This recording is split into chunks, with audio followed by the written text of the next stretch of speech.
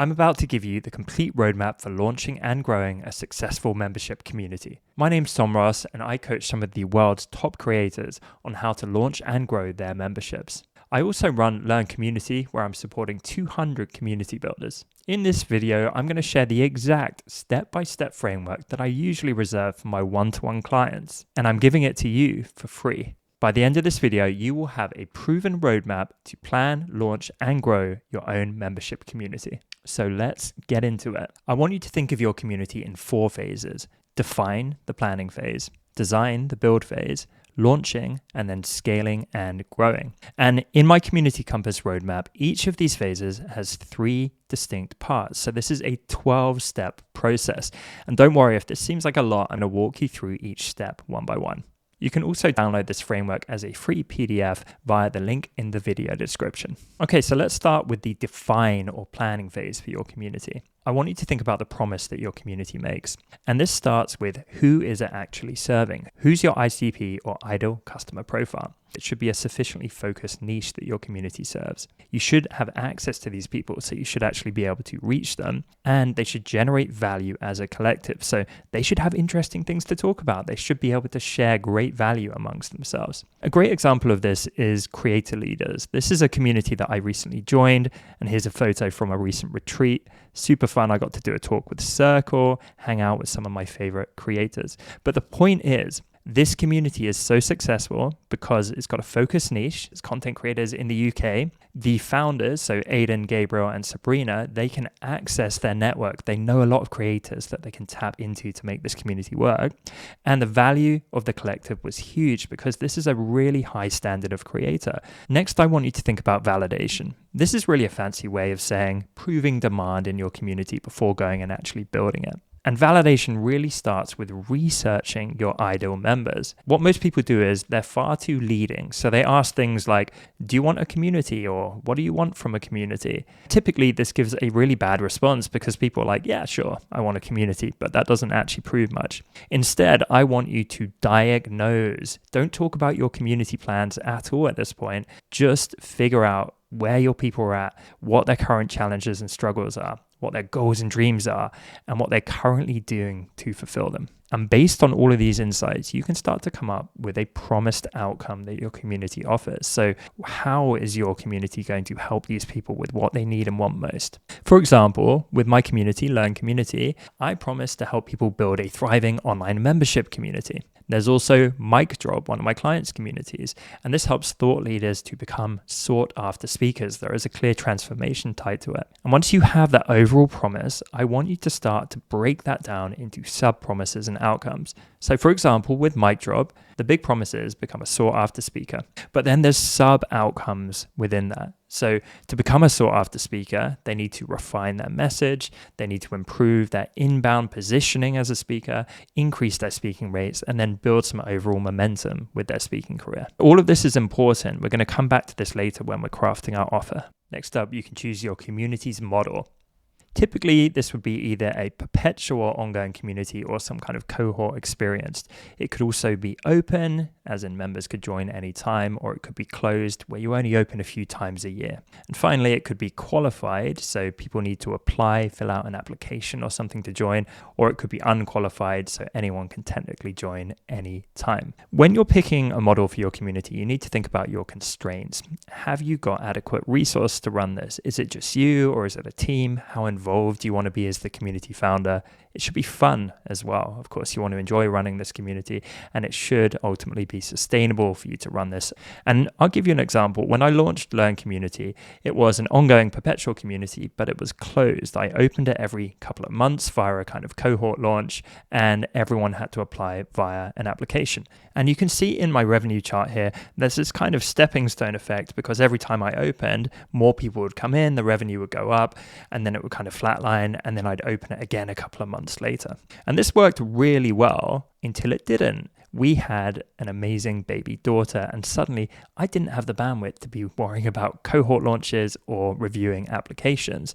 And so I changed my model to fit my needs and constraints. It was still a perpetual ongoing community, but I opened it up. People could join anytime, no more launches and no more applications. And this worked so much better. And you can see instead of this stepping stone, my revenue is still going up over time, but it's a much more kind of steady, slow trend instead of it being so launch based. When you're thinking about your model, I would encourage you to avoid free or lifetime. I think free memberships or even freemium memberships are problematic. Community takes a lot of work, and generally speaking, as a creator, we need to be paid for our efforts to make it sustainable.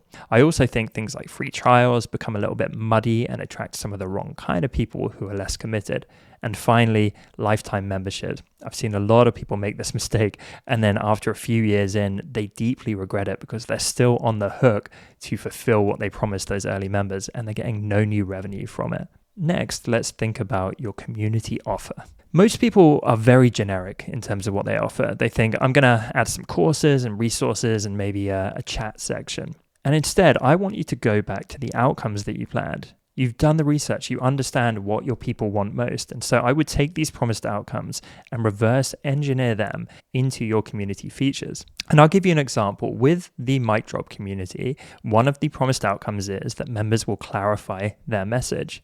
And so then we could build out a set of really specific tools to help with this. There are gated AI tools that were developed. There are dedicated feedback sessions to refine your message and specific frameworks that members in the community can access. Pricing can be a tricky area, but I'll give you some best practices. I think most membership communities work well when they are mid-ticket, and I class this as anywhere between kind of $49 and $299 per month. If you go much cheaper than this, you're going to have to attract a lot of members for the model to work. I would advise avoiding monthly tiers because they're a nightmare in terms of admin and churn, and instead think about maybe quarterly or annual. So generally your community should be charging somewhere from $500 up to around $3,000 per year. People also really stress about finding the perfect price point, but I think pick something that sounds sensible and then just focus on increasing that over time. I've increased the price of my community 4 times, and as you develop your community and you increase the value that members receive, you can increase the price for future members that join whilst locking in current members at their preferable rate. It's so important to know your finances. So many people jump into community with really vague goals, or they don't think through the finances at all. Take the time to use appropriate tools and models to map your community finances. And don't forget to factor in churn. Members are going to cancel, and this is one of the biggest forces that is going to constrain your revenue potential. And finally, be realistic about your acquisition. You need to know roughly how many members you think you're going to be able to drive and where they're actually going to come from. And once you've thought all of this stuff through, I want you to validate again. At this point, you should have an offering, you should have planned your features, and you should have picked a price point. I recommend creating an early version of a sales page and sharing it with a handful of potential members. This exercise is gold because these people are going to tell you what they like, what they don't like, what they find confusing, and it's going to give you real-time feedback to refine your offering before actually going and building anything. Okay, congrats, you've completed phase 1, planning your community. At this point, you should know who your community is serving and what promised outcomes and transformations it's going to give them. You've picked a model that feels appropriate for you, and you've crafted a compelling offer that you've validated multiple times. Now let's jump into the design build phase, starting with structure. When it comes to community structure, less is more. I advise keeping your community minimal and simple, especially at the start. The biggest mistake I see community builders do is they overwhelm members. They jam too much stuff into their communities. Your community should be intuitive to navigate, and it should have a nice hierarchy where members understand naturally where to start and where to work through. And finally, it should be orientated around member success. If we look at My Community, Learn Community, there are clear sections. There is a section for all the stuff that's crucial to understanding how the community works.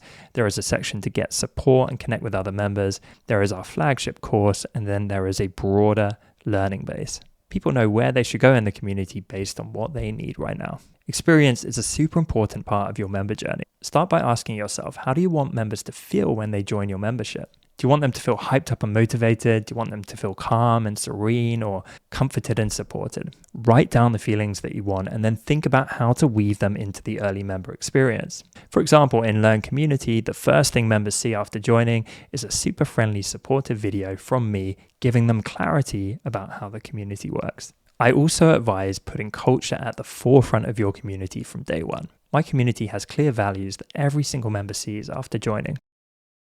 It is so key to onboard members properly and ultimately activate them, which means getting them to take some kind of action from day one. To help with this, I recommend having some kind of onboarding or member guide, which takes them by the hand and walks them through what they need to know and do after joining. But I also believe in the personal approach, and I have a 4-step approach that I use on all new members. I give them a really personal welcome, often in the form of a video. I give them a next recommended step or a relevant resource. I help them to make 1 to 2 meaningful connections with other members, and I try and connect with them off of the community platform, somewhere like social media. And without fail, this goes down so well when new members join. People appreciate the personal touch, they know what they should go and do next, and they start connecting with others and making friends from day one. Another key part of your community experience are events and rituals. Think about things that your members can do on a regular, consistent basis to help them show up and get value. This could be a series like Wednesday Wins. It could be a monthly focus sprint. It could be more of a cohort style experience, or just regular weekly events like office hours or deep dives.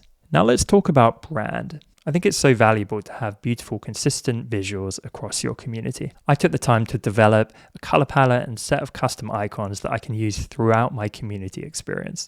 This means that things remain nice and consistent, even down to event graphics. When it comes to your community sales page, there are so many things to think about, but here's 4 tips to elevate it. Number 1, make the most of your hero area. This is the very top section of your page. This is really about clarifying who your community is for and what promised outcomes it's going to give them. Next, lean into credibility and social proof. At this point, you don't have any members, but you might have reviews or testimonials from people in your network that have had a positive experience with you in the past. Focus on closing the information gap. Oftentimes, people fail to join a community membership because they're not quite sure what the community is going to offer them. So make things as clear as possible. And finally, remain focused on outcomes for your prospective members rather than just stuff that you're offering. One of the biggest considerations when building your community is the platform you choose. I use Circle to power my community, and in my opinion, it's the best community platform in the world right now. Intuitive design, courses, analytics, AI, workflows, I could go on. Circle is ridiculously powerful, beautifully intuitive, and I've seen virtually every community builder in my network migrate over to using Circle because it's just that good. I want to thank Circle for sponsoring this video and making it happen. And you can try Circle for free via the link in the description. Okay, awesome. So at this point, you should have built your community. You've got a clear, intuitive structure that isn't overwhelming members. You've thought intentionally about your member experience and how to onboard and activate members. And you've created a consistent, cohesive brand and compelling sales page. Now it's time to launch. I absolutely recommend starting with a beta launch because it's so much less pressure than pinning all your hopes on a gigantic public launch. Now, this is really a light touch launch where you're trying to get your core fans and evangelists into your early stage community. Think 5 to 25 people. And the idea is to get the best people in this early phase to test the community out. I recommend capturing these via a waitlist or interest list that you can send out to some of your true fans through things like social media and your newsletter. And once you've selected your early members, I would get them in via some kind of exciting launch event rather than just a slow trickle. There's a few benefits to an early beta launch. It's early validation. You're proving that some of your true fans are willing to sign up and pay for this experience. You'll get some early feedback loops to help you refine your offering. You're going to be able to seed in early culture and engagement because remember, this should be some of your best people joining the community right from the start. It lets you build some early momentum and start to capture some early revenue. And finally, you should be working hard to really overserve these early members and create some incredible success stories. Once you've hopefully run a successful beta launch, you can think about your main launch. And this starts with the pre-launch phase. The pre-launch is about letting your wider audience know that something big is coming. Again, I would recommend using a waitlist for this so people can express interest, but this is where you really start to shout things from the rooftops. You should be able to leverage some of the incredible reviews and success stories from your beta members to show that your community works and is delivering value. And this phase is all about creating hype and building anticipation in your audience. You can see in this example, the Mic Drop community has a sales page, but people can't sign up. They have to go to an application and join the waitlist. Okay, so you've hopefully shouted about this upcoming community and you've now got a waitlist of interested prospects just waiting to join. It's time to launch. This is where you go into full campaign mode. You open your community up and you shout about why it's so amazing. What's it going to offer people? How's it already helping early members? What incredible features and benefits are people going to get from joining? Be really hands-on with any interested prospects. Send personal emails, send Loom videos. Anyone that's expressing interest, try and have a conversation with them if they haven't yet signed up. You should ideally be leveraging urgency and scarcity to drive early signups. It could be that you have a cap, and so you only open up 50 or 100 spots to your community. It could be a limited time launch window, so you only open for a week before closing doors again. Or it could be a limited time founding members discount. These are all really powerful marketing incentives that are going to help ensure your launch is a great success. And they really work. I've implemented these things myself and also with many of my clients. With the Mic Drop community, we took them from a slow trickle of signups to multiple sold out cohorts and tripled their community revenue in under a year. I've supported best-selling poet Joy Sullivan in selling out multiple cohorts of her writing community, with a recent cohort generating over $60,000 in revenue in under 20 minutes. Okay, congratulations, your community has launched. You've given those early beta members incredible value and built early success stories. You've created a thoughtful, well-executed launch campaign and now had your broader launch to your main audience. So now your community's active. How do you scale and grow it and really over-deliver for your members? Let's start with engagement. I think the biggest tip I can give you with engagement is don't wait, facilitate. What I see so many community builders do is they sit back after opening and then just hope that members are going to show up and engage in the ways they want them to. It doesn't work like this. Until you've built some level of critical mass and members are showing up organically and engaging and forming those habits, you need to be the driver of early engagement in your community. You need to go to them. And one of my favorite ways of doing this is private to public. What I'll do is I'll approach each member with a one-to-one private conversation. I'll check in with them, I'll see how they're doing, ask them about any challenges, struggles, or goals. The majority of the time, they will start to open up to me and share where they're at. And when they have a question, I'll ask if they're willing to share that in the main community, saying that I will definitely respond and show up for them, but other members likely will too, and our discussion is going to help the community as a whole. 99% of the time, they're happy to do this, and what I've just done is I've architected some early engagement in the community. I can then approach other members behind the scenes and ask if they're willing to share on that post, and this starts to build some early momentum that wouldn't have just happened by itself. I also think data is your best friend when it comes to engagement. Back in the day, I used to gather virtually no data on my members, and I'd have no idea who these people are or how to help them when they joined. Now I gather a huge amount of data via custom profile fields in Circle. This means that I understand exactly where new members are at, what they need, and how I can help them. Rituals and events are another great way to keep members coming back. Having some predictability, some regularity in their member experience is a great thing. Members should start to look forward to regular events or weekly occurrences. And you can mirror these with some of your communication. Something like a weekly digest or a summary of what's happening in the community is a great way to meet members where they're at, like their email inbox, and then bring them back into the community to engage. And finally, focus on connection. We stick around and engage in communities that we feel at home in, where we have formed relationships with other members. You don't need to make a bazillion connections between members. Even 1 to 2 meaningful relationships can really tie members into a community. You should be thinking like a facilitator and a matchmaker.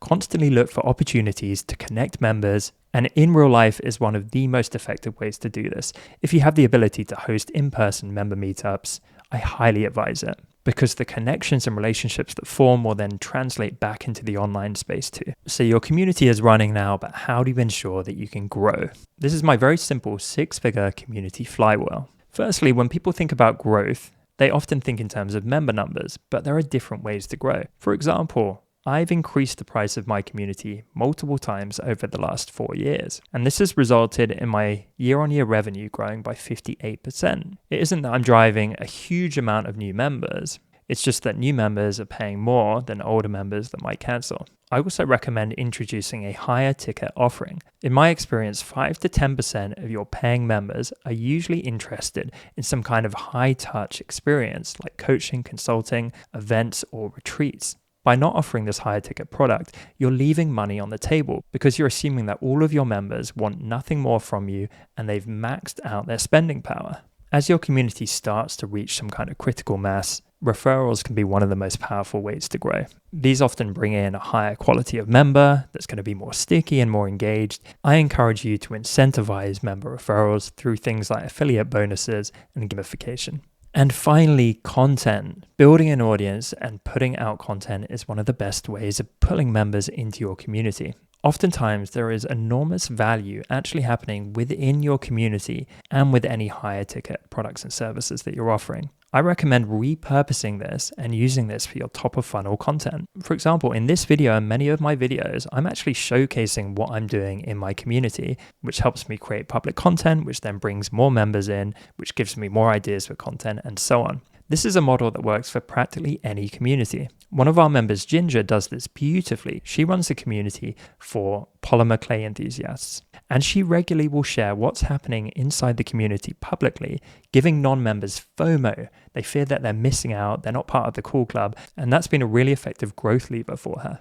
And finally, I want you to adopt a campaign mindset. There's nothing worse for growth than just sitting back and hoping it happens. This results in a slow, uninspiring trickle of signups. Campaigns work really well if you're running a closed cohort style model. If you open just a few times a year, when you do open, you can really shout about it and go into launch mode. However, even if, like me, your community is always open, you can leverage scarcity to drive members through campaigns. If you're hosting a monthly sprint, an exciting event, or something else that's time sensitive, shout about it publicly, and prospective members are going to rush to sign up because they don't want to miss out on that limited time experience.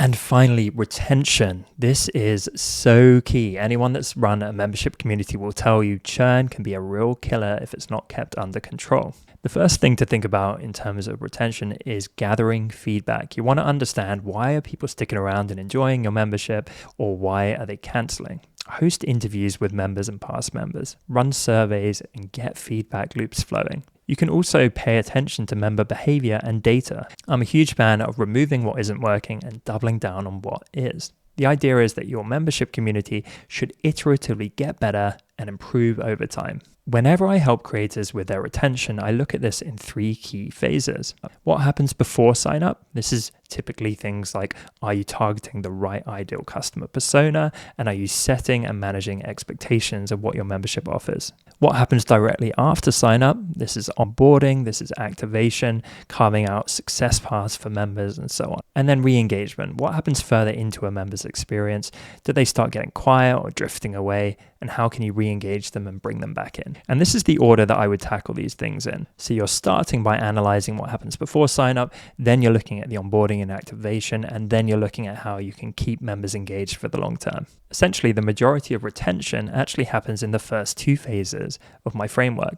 If you get the fundamentals right and you build a beautiful, intuitive, and valuable community, that's 90% of the retention work done for you.